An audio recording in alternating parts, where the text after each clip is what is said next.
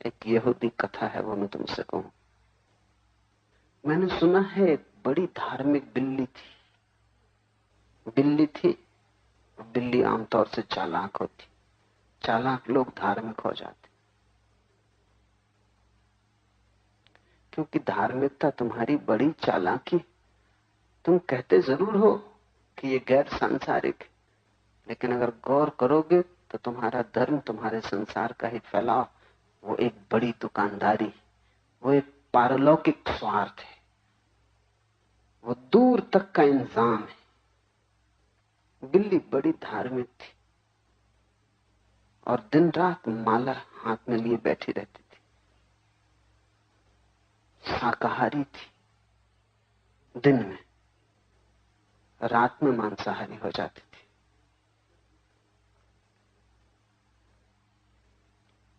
रात में पास पड़ोस के चूहे मार आती थी, वो भी दया के बस कि अगर मैं चूहे न मारूंगी तो पास पड़ोस के लोग चूहों से बड़े परेशान होंगे।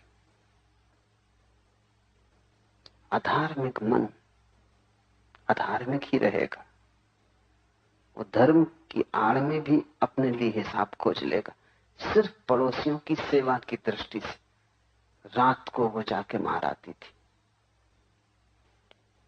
खुद जिस घर में रहती थी उस घर में तो चूहे भी नहीं मारती थी, क्योंकि दाग छूट जाए, निशान आ जाए तो लोगों को पता चल जाएगा कि बिल्ली धार्मिक नहीं।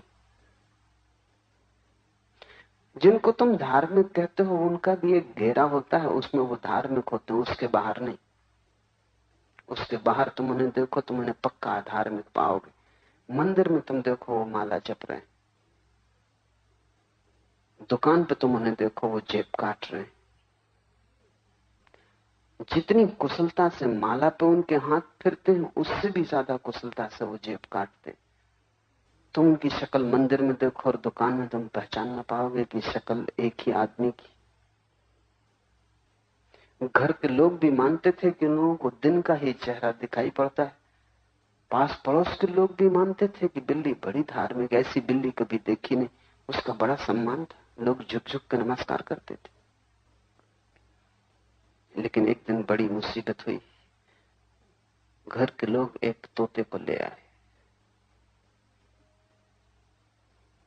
और वो निश्चिंत थे कि बिल्ली धार्मिक है, शाकाहारी।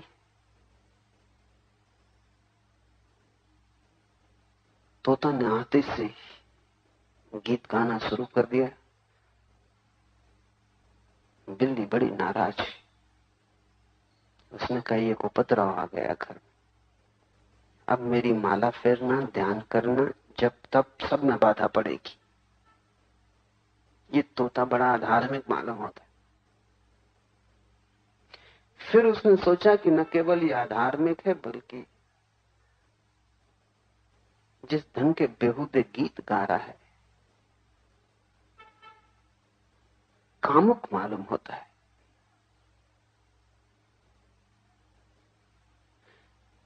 शैतान ने इसको पकड़ा हुआ है, वही इसके कंठ से ऐसी कामुकता पैदा करवा रहा है। रात होते तक उसने अपने को पक्का भरोसा दिला लिया कि इसका अंत करना इसके ही हित में है, क्योंकि शैतान इसे पकड़े हुए है और जब तक इसका इस शरीर से छुटकारा ना हो तब तक शैतान से छुटकारा ना होगा। रात उसने झपट्टा मार दिया, सारे पंख नोच डाले, सब कमरे में खून फैल गया। सुबह उस बिल्ली की बड़ी पिटाई हुई, वो तोते को खा गई। उसे बड़ा पश्चाताप भी हुआ। पश्चाताप तोते को खाने से नहीं हुआ, वो तो धार्मिक कृत्य था। यही तो सारे दुनिया के धार्मिक लोग कर रहे हैं। मुसलमान हिंदुओं को मार रहे हैं, हिंदू मुसलमानों को मारना चाहते हैं, ईसाई मुसलमान की हत्या करना चाहते हैं, मुसलमान ईसाई को मिटा देना चाहते हैं। सारे धार्मिक लोग, पर उनकी भी अगर तुम भाषा समझो तो बिल्ली की ही भाषा है। मुसलमान हिंदू को इसलिए तो मारना चाहता है कि ये अधार्मिक, अगर अधार्मिक रह गया तो नरक में सड़ेगा। इसको धार्मिक बनाना जरूरी। अगर बन जाए जीते जी तो ठीक, अन्यथा ये भी इसी के हित में है कि कम से कम धर्म के मार्ग पर मरा। इसका छुटकारा दिलाना जरूरी। पश्चाताप उसे हुआ, इसलिए नहीं कि उसने तोते को मार डाला, पश्चाताप उसे हुआ कि गलती ये हो गई कि मुझे पंख सारे घर में नहीं फैलाने थे। खून के दाग फर्श पे पड़ गए, फर्श कीमती, घर के लोग इसलिए नाराज। दोबारा स्मरण रखना जरूरी। तोता फिर दूसरा बाजार से खरीद के लाया गया। रात उसने फिर हमला किया, लेकिन वो पूरे तोते को लील गई। न तो उसने पंख तोड़े, न उसने खून के बूंद गिरने दिया। और वो बड़ी प्रसन्न हुई कि अब घर के लोग बड़े आनंदित होंगे। और तोतों को मुक्ति दिलाना बिल्लियों का कर्तव्य ही है। एक आत्मा इस नार की शरीर से मुक्त हुई, रहता है इस शरीर में तो कुछ ना कुछ पाप करता। अब कोई पाप करने को ना बचा। सुबह उसकी फिर पिटाई हुई। उसे समझना बड़ा मुश्किल हुआ, लेकिन अब उसे समझ में आया कि हो न हो पंखों के कारण नहीं पीटी गई थी, न खून के दाग के कारण। एक घर के लोग तोते को मारने के पक्ष में नहीं। तो आगे स्मरण रखना है, अब तोते को छूना ही नहीं। फिर तीसरा तोता लाया गया। बिल्ली ने उसे मुस्कुरा कर देखा। वो मुस्कुराहट वैसी ही थी जैसी धार्मिक लोगों की मुस्कुराहट होती, झूठी। उसने बड़े आशीर्वचन भी कहे, माला हाथ में लिए। वो वैसे ही थे जैसे तथाकथित साधुओं के होते। उसने अपने मन को सब तरह समझाने की कोशिश की कि रहने दो, ये नारकी है, खुद भटकेगा, हमारा क्या बिगड़ता है। लेकिन रात तोते के पास पहुंची। पक्का निर्णय था कि अब इसको मारना नहीं, लेकिन फिर भी इसे कुछ उपदेश देना तो जरूरी। तोते के सींचे के पास वो गई और उसने कहा कि सुन, ये गीत कामुक है जो तू गा रहा है, और ये आकाश की तरफ आंख उठा के जो बातें तू करता है ये बेहूदी है और अधार्मिक। क्योंकि धार्मिक लोगों को प्रसन्नता सदा अधार्मिक मालूम पड़ती, गीत सदा अधार्मिक मालूम पड़ते हैं, संगीत सदा नरक का द्वार मालूम पड़ता है। उदासी, लंबे चेहरे, रोते हुए मुर्दा लोग, उन्हें लगते हैं कि धर्म। बिल्ली को पास आया देख के तोता एकदम कपने लगा, फड़फड़ाने लगा। बिल्ली ने कहा, तो अच्छा भला है तू, कोई हर्जा नहीं, फड़फड़ाने से कोई हर्ज नहीं, तड़फड़ाने से कोई हर्ज नहीं, लेकिन अपने को बदल।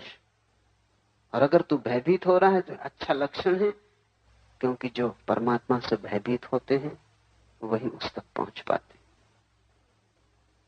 और मैं इस स्थिति में तेरी थोड़ी सहायता करूंगी। उसने एक पंजा अंदर डाला ताकि तोता और फड़फड़ा सके। और फिर उसने कहा कि मारने का तो मैंने तय कर लिया, तुझे मारूंगा नहीं, लेकिन तुझे हिलाने में तो कोई हर्जा नहीं है। उसने तोते को खूब हिलाया। वो हिलाने से तोता मर गया। और जब तोता मर गया तो बिल्ली ने सोचा, घर के लोग हिंसा के विपरीत हैं कि किसी को मारना नहीं, लेकिन मरे हुए को खाने में तो कोई हर्ज नहीं। ऐसी घटना बौद्धों के इतिहास में घटी। सारे बौद्ध मांसाहार कर रहे हैं, उनको ये बिल्ली की कहानी पढ़नी चाहिए। और घटना बड़ी हैरानी की। एक बौद्ध भिक्षु भीख मांगने गया। बुद्ध मांसाहारी नहीं थे, और बुद्ध चाहते नहीं थे कभी कि भिक्षु मांसाहारी हो। एक भिक्षु मांस भोजन मांगने गया। आकाश में उड़ती एक चील के मुंह से एक मांस का टुकड़ा उसके भिक्षा पात्र में गिर गया। संयोग की बात। वो बड़ा मुश्किल में पड़ा, क्योंकि नियम था बुद्ध का कि जो भी लोग भिक्षा पात्र में डाल दें उसको बिना चुनाव के भिक्षु को स्वीकार कर लेना चाहिए। और नियम अच्छा था, नहीं तो मिठाइयां भिक्षु चुन लेंगे, साग सब्जी रूखा सूखा फेंक देंगे। चुनाव नहीं करना है, जो भी भिक्षा पात्र में पड़ जाए, 4-6 घरों से जो भी मिल जाए, उस सबको वैसे ही स्वीकार कर लेना। इस भिक्षु ने कही तो बड़ी मुश्किल हुई, ये जो मांस का टुकड़ा गिर गया, इस पर नियम लागू होगा कि नहीं, इसको स्वीकार करना है कि नहीं।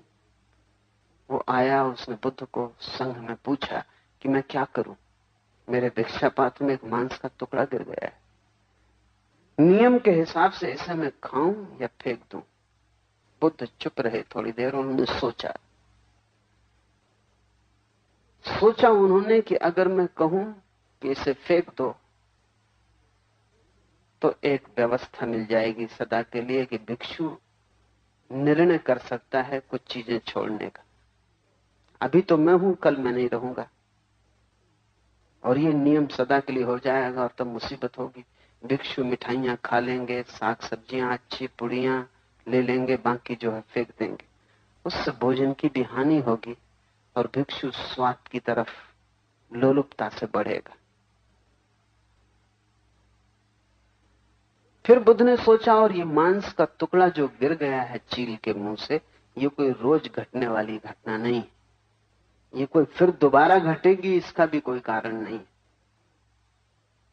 इसलिए उचित यही है कि नियम न तोड़ा जाए। और उन्होंने कहा कि नियम तोड़ने की कोई जरूरत नहीं, चीलें रोज रोज मांस के टुकड़े नहीं गिराएंगी, जो भी भिक्षा पात्र में आ जाए उसे ले लो। मांसाहार इस तरह शुरू हुआ। अब बौद्ध भिक्षु जाता है, आप मांस डाल दें, वो ले लेता है। जब वो ले लेता है मांस, तो धीरे धीरे लोग उसे मांस देने लगे, और जिन घरों से मांस मिलता है उन्हीं घरों वो मांगने पहुंच जाता है।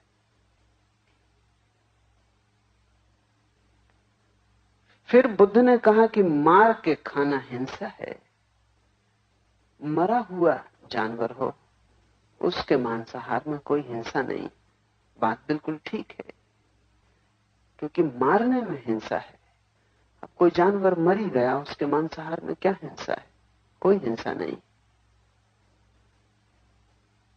तो आज चीन, जापान, बर्मा, लंका, श्याम, सारे बौद्ध मुल्कों में, जैसे हमारे यहां लिखा रहता असली शुद्ध घी यहां मिलता है, वहां लिखा रहता मांस की दुकानों पर कि यहां मरे हुए मांस को ही बेचा जाता है, मरे हुए जानवर का मांस ही यहां मिलता है। अब इतने जानवर न तो मरते, लेकिन इससे भिक्षु को क्या प्रयोजन, बौद्ध को क्या प्रयोजन? तख्ती जब साफ लिखी है, वो दुकानदार का काम है कि वो मार के लाता है कि कैसे लाता है, इतना मांस कहां से आता है? करोड़ों लोग मांसाहार करते, सारा बौद्ध धर्म मांसाहार से भर गया। एक छोटी सी चील ने वो काम किया जो बुद्ध न कर पाए।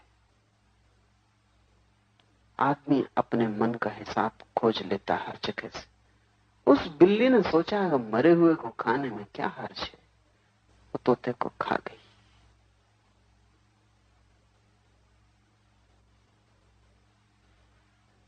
तुम इस बात को स्मरण रखना कि तुम जो कर रहे हो, तुम जो तर्क दे रहे हो, तुम जो बहाने खोज रहे हो, वो बहाने तुम्हारी अचेतन वृत्तियों से तो नहीं आते। अगर अचेतन वृत्तियों से आते हैं तो सजग होकर उनको पहचानना, क्योंकि वो सिर्फ बहाने हैं, वो तर्क नहीं है, वो झूठे तर्क है।